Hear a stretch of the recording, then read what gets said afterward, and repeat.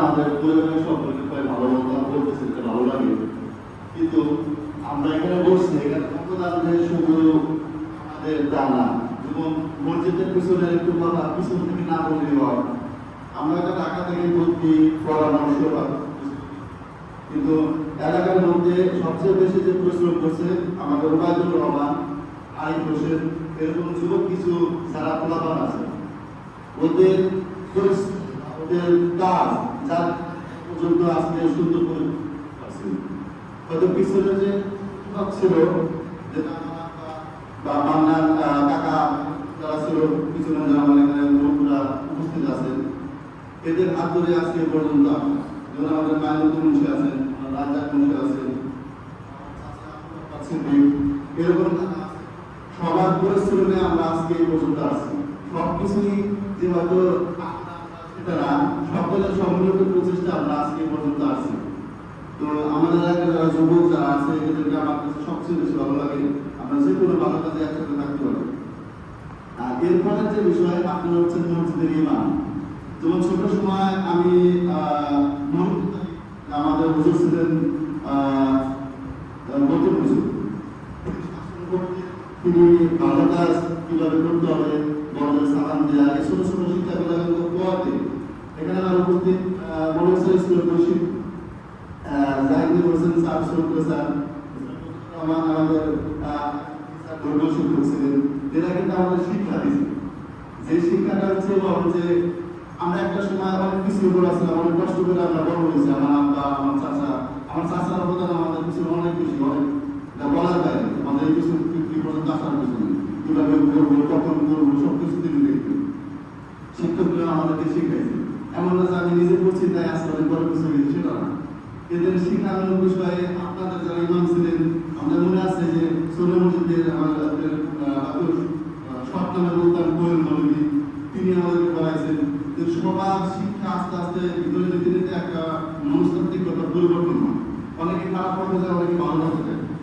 আমরা যে হয়তো অর্থনৈতিকভাবে ভালো হলেও যে ভবিষ্যতে ইসলামিক বিষয় বা ভালো কাজের সাথে জড়ানো দরকার, থাকা দরকার, এই শিক্ষাটা কিন্তু আমরা শিখি ছোট সময় থেকে শিখি।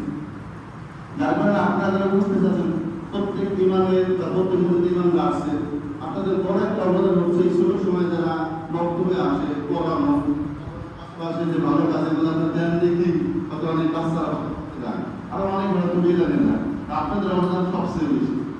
তো যে কোনো বিষয়ে আপনাদের অবদান বা আমাদের মুরব্বী যারা আছে বা বড়রা আছে, এদের অনেক ছোট ছোট কথা, ভালো কথা, এগুলো পরিপাটি হয়ে একটা মানুষ একদিনে পরিপক্ক হয়। তো যাই হোক, এই সাবজেক্ট শেষ। আমরা তো আপনাদের অনেকক্ষণ বসায় রাখছি, এই জন্য আমরা দুঃখ প্রকাশ করছি।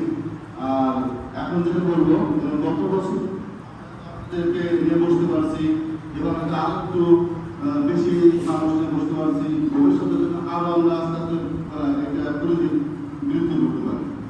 আর এখানে সেগুলো বলে, গত বছর জয়েলের মাদ্রাসার জন্য, এতিমখানার জন্য আমাদের একটা বরাদ্দ ছিল। এবারও জয়েলের মসজিদের জন্য গত বছর সম্ভবত 1 লাখ প্রদান করি এতিমখানার জন্য। এবারও সেম জয়েলের মাদ্রাসার জন্য রাখলাম। গিয়ে মাদ্রাসার জন্য গত বছর আমরা হয়তো আদায় দিতে পারছিলাম, এবারও সেখানে যাই আমাদের সামর্থ্য অনুযায়ী আমরা রাখবো। নতুন একটা মাদ্রাসা হয়েছে পাতাতলা মাদ্রাসা, সেখানে রাখার চেষ্টা করবো।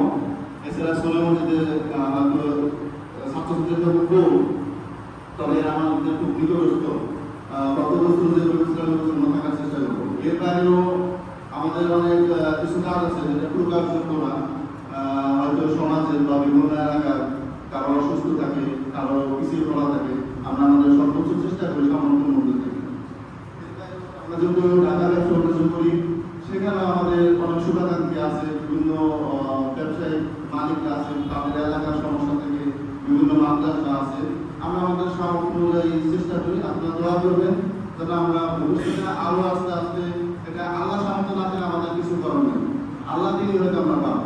সেটা যদি আমাদের বৃদ্ধি করে আপনাদের ভালো কাজের সাথে আমরা থাকতে পারি, আমাদের জন্য দোয়া করবেন।